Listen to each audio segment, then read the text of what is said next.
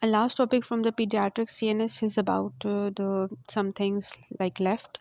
तो उसमें हम देख लेते हैं first of all this UQ, जो कि इसमें आपको डेफिनेशंस पूछी हुई है. So what are this disorders? Chorea. Chorea is jerky, brief, involuntary movement, and it appears to flow from one muscle to next. Dance like movements होती हैं इसमें. ठीक है, तो कोरिया क्या होती है? कोरिया में 3 चीज़ें आपने याद रखनी है. जर्की होती है, ब्रीफ होती है, नॉन रेपिटेटिव होती है, डांस लाइक मूवमेंट्स होती हैं. कोरिया के कॉजेज़ क्या हैं? Huntington disease, drug induced. Jerky brief होती हैं. एथेटोसिस जो होती हैं ये स्लो होती हैं, इनवॉलेंट्री होती हैं, रिदिंग मूवमेंट्स होती हैं. Fingers, hands, toes, feet, arms, legs, neck, tongue, इनकी होती हैं स्लो रिदिंग मूवमेंट्स. और कोरिया किसकी वजह से होता है? हंटिंगटन की वजह से, ड्रग की वजह से. एथेटोसिस जो होता है बेसल गैंग्लिया की डीजनरेशन की वजह से होता है. Slow involuntary writhing movements. ठीक है. फिर होता है ट्रेमर. ट्रेमर क्या होता है? Rhythmical oscillation of body part के किसी बॉडी पार्ट का रिदम की फॉर्म में ऑसिलेशंस होती हैं.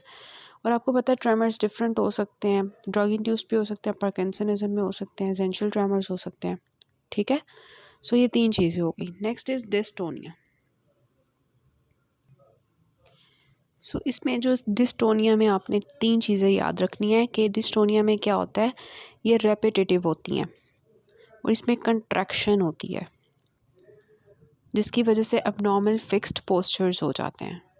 Sustained repetitive muscle contractions causing abnormal fixed postures. कि रेपिटेटिव हो रही है, कंट्रैक्शन हो रही है मसल की और उसकी वजह से एबनॉर्मल फिक्स्ड पोस्चर्स हो रहे हैं. This is dystonia is due to extra pyramidal, जो कि हमने डिस्कस भी किया था, और जेनेटिक हो सकता है. तो फिर होता है मायोक्लोनस. मायोक्लोनस क्या होता है? It is brief involuntary twitching of muscle. ठीक है. ट्विचिंग का वर्ड आपने याद रखना है. ट्विचिंग. तो brief involuntary twitching of muscle और group of muscles, shock like muscle jerk. Myoclonus जो होता है ये हेड और स्पाइनल इंजरी की वजह से हो सकता है, ब्रेन ट्यूमर स्ट्रेस की वजह से हो सकता है. तो कोरिया में आपने याद रखना है जर्की, एथेटोसिस में रिदिंग मूवमेंट्स, ट्रेमर्स में रिदमिक ऑसिलेशंस, डिस्टोनिया में आपने याद रखना है abnormal fix posture contractions repetitive, और मायोक्लोनस में आपने याद रखना है ट्विचिंग ऑफ मसल और group of muscles, brief involuntary. ठीक है. Next is breath holding spells. First of all is cyanotic अगर है तो ये मोस्टली होते हैं 6 months to 5 years में. Predictable, provoked when a child is upset. Child cries and holds his breath leading to fits. बच्चा रोता है, उसकी सांस ऐसे रुक जाती है और उसकी वजह से उसको फिट्स पड़ना शुरू हो जाते हैं. Loss of consciousness plus bradycardia हो जाता है. EEG नॉर्मल है. Treatment is reassure the parents. दूसरा है pallid. Less common spells initiated by a painful experience. ठीक है. उसके बाद आ जाता है सूडो सीजर.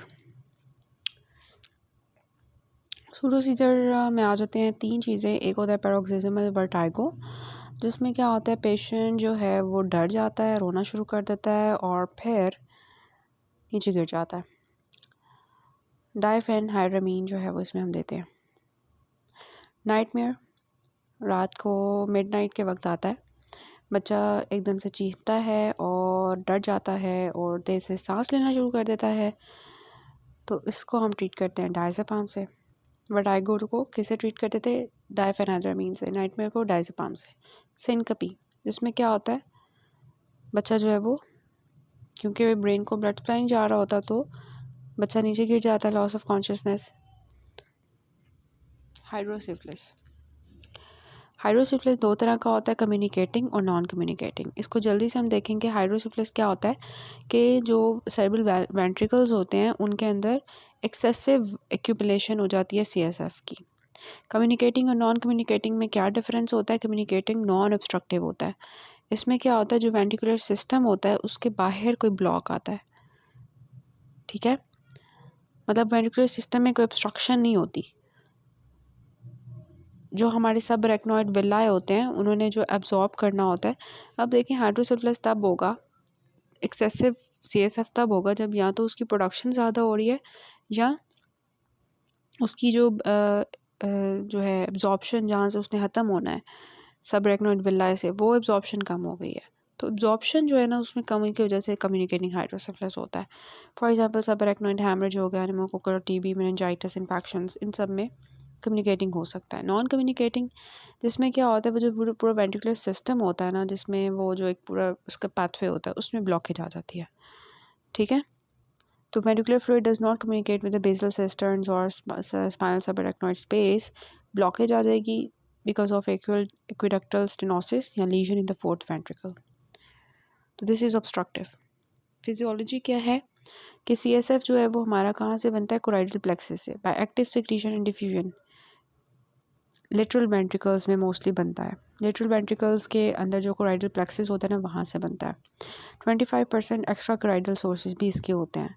फिर जब लिटरल वेंट्रिकल में बन जाता है तो जाता है थर्ड वेंट्रिकल में, थर्ड वेंट्रिकल से फोर्थ वेंट्रिकल में, फोर्थ वेंट्रिकल से जाता है सब रेक्नोइड स्पेस में, और वहाँ पे रेक्नोइड विला होते हैं, उसमें जो ब्लड वेजल्स होती हैं उसमें CSF एब्जॉर्ब हो जाता है, और फिर वीनस चैनल जो होते हैं हमारे सजिटल साइनस वहाँ पे चल जाता है। तो वॉल्यूम ऑफ CSF इन्फेंट्स में 50 होता है, और हमारे अंदर या अडल्ट में जो ओल्डर चिल्ड्रन में 150 होता है, ठीक है। उसके बाद आता है रेट कितना होता है इसका कि 1 घंटे के अंदर 20 ml बनता है, और टर्न ओवर क्या होता है, एक दिन में 3 से 4 दफ़ा नया बन के आता है। मोस्टली जो है ये एक्स्ट्रा वेंट्रिकुलर CSF होता है। अब CSF प्रोडक्शन इंक्रीज़ कब होगी? या तो CSF की एब्जॉर्प्शन नहीं हो रही या उसकी फ़्लो में प्रॉब्लम आ गई है, ठीक है। ये तीन हो सकते हैं, या तो प्रोडक्शन ज़्यादा हो रही है जो कि रेयर है, एब्जॉर्प्शन कब इम्पेयर होगी which is a most common cause, ज़्यादातर यही होता है, एब्जॉर्प्शन इम्पेयर हो जाती है। क्यों? क्योंकि उसमें कोई ट्यूमर बना हुआ है, कोई थ्रोम्बोसिस है, सजिटल साइनस की फाइब्रोसिस हुई हुई है, जिसकी वजह से एब्जॉर्प्शन नहीं हो पा रही। ब्लॉक कैसे आएगा? ब्लॉक जो है अगर एक्स्ट्रा वेंट्रिकुलर है तो सारे के सारे जो वेंट्रिकल्स हैं वो डायलेटेड हो जाएंगे, ठीक है। वेंट्रिकुलर डायलिटेशन कहाँ स्टार्ट होती है? ऑक्सीपिटल और frontal horns of the lateral ventricle से वेंट्रिकल डायलेट होना शुरू होता है और फिर प्रोग्रेस करता है। इन्फेंट्स में जो क्रेनियल सूचर्स होते हैं क्योंकि वो फ्यूज़ नहीं हुए होते तो उसकी वजह से हेड साइज़ इंक्रीज़ हो जाता है, ठीक है। ये हम पढ़ चुके हैं, ये सब कुछ होता है। कॉज क्या है? कंजेनिटल। कंजेनिटली क्या होता है कि एक्वेडक्ट जो है वो बंद हुई हुई है, तो एक्वेडक्ट बंद होगी तो क्या होगा? उसका फ्लो रुक जाएगा, ठीक है। डेंडी वॉकर मेलफॉर्मेशन, जिसमें क्या होता है फोर्थ वेंट्रिकल डायलेट हो जाता है और हाइपोप्लेजिया हो जाता है सेरिबेलर वर्मेस का। एर्नल कैरी मेलफॉर्मेशन में क्या होता है, सेरिबेलर टॉन्सिल्स हर्निएट कर जाते हैं नीचे ब्रेन स्टेम की तरफ। इंट्रायूट्राइन इन्फेक्शंस हो सकते हैं, रूबेला, CMV, टॉक्सोप्लाज्मोसिस और स्फेलिस, ये सब कुछ कंजेनिटल है। Intrauterine infections, Arnold Chiari, Dandy Walker, aqueductal stenosis, जिसकी वजह से ही होता है। एक्वायर्ड में क्या है, कोई इन्फेक्शंस हुए, कोई मैलफॉर्मेशंस हैं, एनेरिज्म, ट्रॉमा, इंटरवेंट्रिकुलर हैमरेज, उसकी वजह से क्या होगा? कैसे पता चलेगा किसी को हाइड्रोसिफिलिस है? ICP रेज हो सकता है, और headache, vomiting, behavioural changes, vital science change हो जाएंगे, इंटीरियर फॉन्टेनेले फुल होगा, मैक्रोसेफेली हो जाएगी, बड़े बड़े सर हो जाएंगे बच्चों के, dilatation of scalp veins. Important चीज़ क्या है? Sunset sign. ये हमने किस में पढ़ा था? सर्जरी में, कि क्या होता है अपवर्ड गेज जो होते हैं ना वो नहीं होती, स्क्लेरा जो होता है वो हमें बिलो आयरस विजिबल हो जाता है, sunset sign. Spasticity develop first in the lower and then in the upper limbs, पहले लोअर में और फिर अपर में, because of the lateral ventricles में जो मोटर फाइबर्स होते हैं उनकी स्ट्रेचिंग की वजह से लोअर जो लिम्स होते हैं उनकी स्पास्टिसिटी हो जाती है। और दो साइंस आते हैं, crackpot sign and Macewen sign. Main disabilities produce by hydrocephalus जो होती हैं वो मोटर प्रॉब्लम्स होती हैं, विजुअल इम्पेयरमेंट्स, इंटेलेक्चुअल इम्पेयरमेंट्स। लेकिन जो ग्रे मैटर होता है वो कहते हैं वो स्वेयरली इतना इफेक्ट नहीं होता। वाइट मैटर जो होता है वो ज़्यादा इफेक्ट होता है। इस वजह से वाइट मैटर ज़्यादा इफेक्ट होने की वजह से इंटेलेक्चुअल इम्पेयरमेंट जो होती है वो इतनी नहीं होती जितनी मोटर इम्पेयरमेंट होती है। बस यह बताने की कोशिश करें, वाइट मैटर ज़्यादा इफेक्ट होता है और मोटर इम्पेयरमेंट ज़्यादा होती है। ठीक है।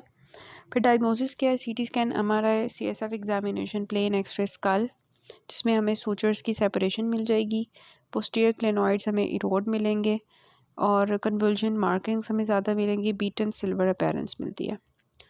फिर डीडीज क्या होते हैं? Haemolytic anaemia, rickets. इसके अलावा डीडीज क्या है? अच्छा, ट्रीटमेंट क्या होगा? जो कॉज है हाइड्रोसेफलस का उसको ट्रीट करें। वेंट्रिकुलर पेरिटोनल शंट होता है मेडिकल थेरेपी में, एसिटाजोलामाइड, फ्यूरोसेमाइड, ग्लिसरॉल। ठीक है, इसकी पिक्चर्स सो देखें, बच्चे का सर जो है वो बड़ा हो जाता है इस तरह से और सनसेट साइन होता है, अपवर्ड गेज इतनी नहीं होती और इस तरह से ना आँख ऐसे हो जाती है, मतलब आई बॉल ऐसे नीचे की तरफ होता है, तो हमें जो है ना वो ऐसे लगता है जैसे सनसेट हो रहा है। So this happens in this. ठीक है, और this is the CT scan findings of Dandy Volker malformation. Here they have shown you the ventricular peritoneal shunt, जिस एक्चुअली के जो CSF एक्सेस प्रोड्यूस हो रहा है वो हम ड्रेन करके जो है पेरिटोनियम में एंटर कर देते हैं ताकि वो फ्लूइड जो है पेरिटोनियम में चला जाए और ड्रेन हो जाए। ठीक है, तो हम जो है वो इसका ट्रीटमेंट करते हैं, ये जो हमने कर लिया।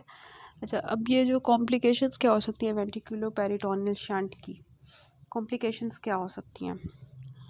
मैकेनिकल ऑब्स्ट्रक्शन हो सकती है, इन्फेक्शंस हो सकते हैं इन इसके अंदर, जिसमें मेनिंजाइटिस, वेंट्रिकुलाइटिस होते हैं, कॉमनली इन्फेक्टेड बाय स्टेप्टोकोकस। ठीक हो गया, मैंने जल्दी जल्दी हाइड्रोसेफलस करवा दी because this is not important. जो इंपॉर्टेंट टॉपिक्स हैं यूक्यूज हम डिस्कस कर लिए हैं, जिसमें मेनिंजाइटिस आता है, एपिलेप्सी आता है, सेरिब्रल पाल्सी है, फेब्राइल सीजर्स हैं। ये 4 टॉपिक्स जो है ना ये रिपीटेडली आते होते हैं, मेनिंजाइटिस, एपिलेप्सी, सेरिब्रल पाल्सी और फेब्राइल फिट्स। ये 4 ज़्यादा इंपॉर्टेंट है इसमें। This is all about the neurological disorders, pediatrics.